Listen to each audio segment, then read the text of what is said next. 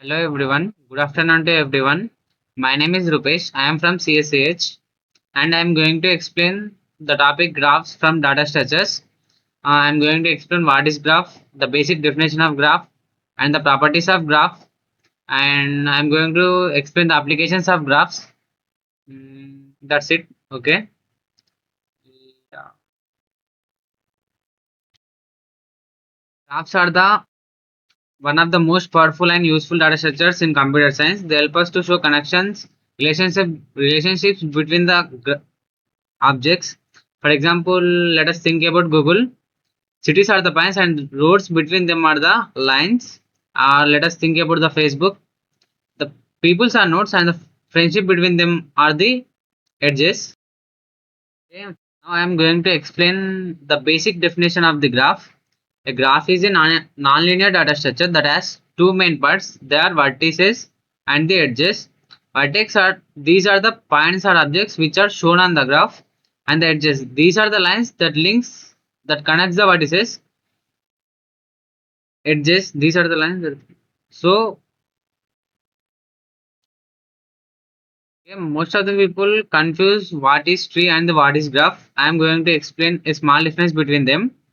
Graphs are different from trees. In trees, there is a single path between two nodes, but in graphs, there can be multiple paths and sometimes even loops or cycles. That's why graphs are more flexible and powerful for the real world situation. Okay, I will tell some real life examples of graphs. Graphs, we use graphs all around us.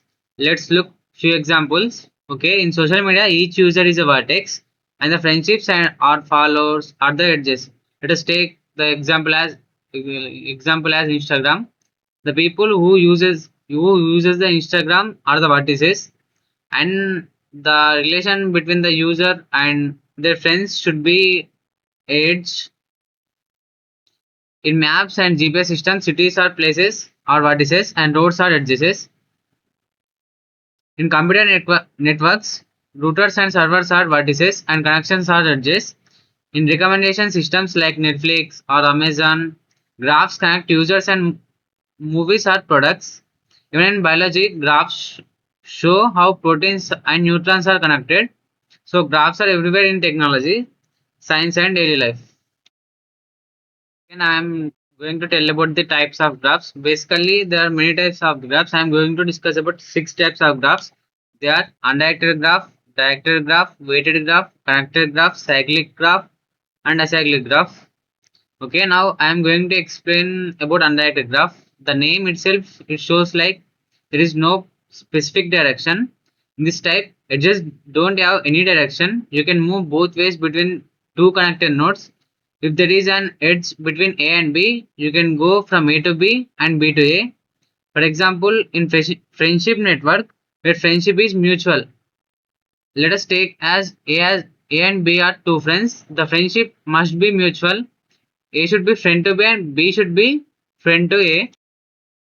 So this is called as undirected graph. Now I am going to explain directed graph, which is opposite to undirected graph. Undirected graph. In directed graph, edges have a specific direction. Movement is the movement is only in one way. If there is an edge between A and B, you can go from A to B, but not necessarily from B to A. Let's take an example as Instagram following. A follows B. Let us take Instagram as example. Okay, let A follows B. That it doesn't mean to like B follows A. So this is called as directed graph. Okay, now I'm going to explain about weighted graph. In this graph, each edge has a weight or a value like distance, cost, time, price. It is used where edges carry extra information. For example, let us take road map where the weight shows the distance between two cities. Okay, now I am going to explain about the connected graph. A connected graph is a graph where there is a path between every pair of vertices. This means you can travel from any node to any other node without breaking the connection. In simple words, no vertex is isolated. For example, in social media network, every person connects directly or indirectly to the other. So this is called as a connected graph. Okay, now I'm going to explain the fifth type of the graph, that is cyclic graph. A cyclic graph is a graph that contains at least one cycle or a loop. A cycle means you can start from one vertex and return to the same vertex by following the edges. It represents a closed path in the graph. That means a complete loop. For example, let us take the direction A to B, B to C, and C to A. It forms a complete cycle.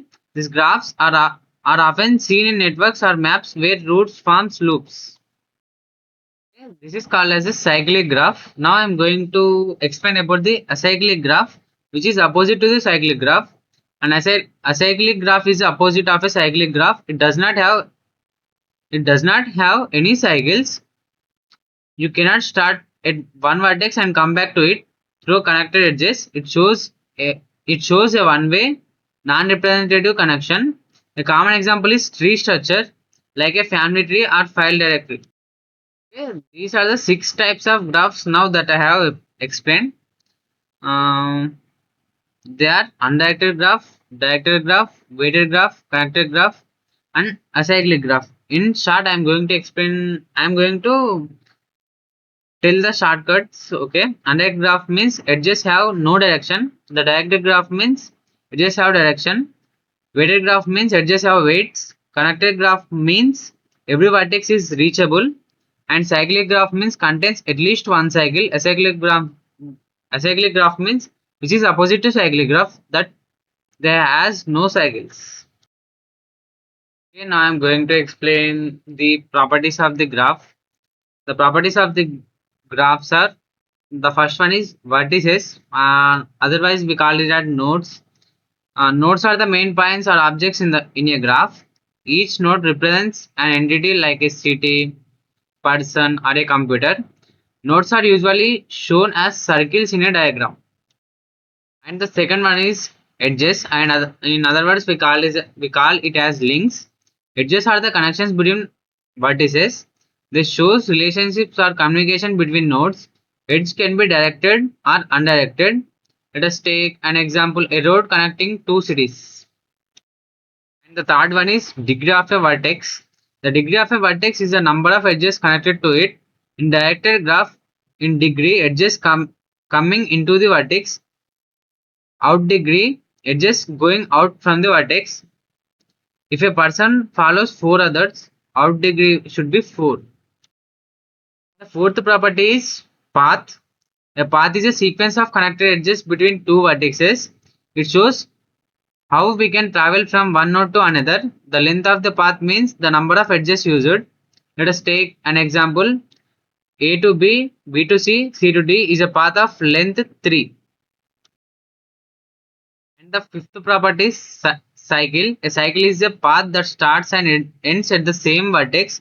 It forms a loop within the graph. Graph containing cycles are called as cyclic graphs. Okay, let us take a loop which starts from A to B and comes to C and directly goes to A, which completes a complete loop. And other properties: direction. Graphs can be directed or undirected. Directed means edges have arrows showing direction, as before I explained, and the undirected means, as I explained, undirected graph, that is undirected. Direction shows how data or movement flows between vertices. So these are the main properties of a graph, but they are vertices, edges, degree, path, cycle, weight, and direction. All these properties help us to understand how elements in a graph are related and how data flows between them.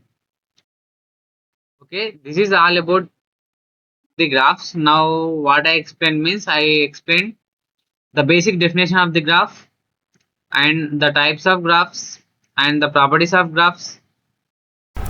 Okay, thank you.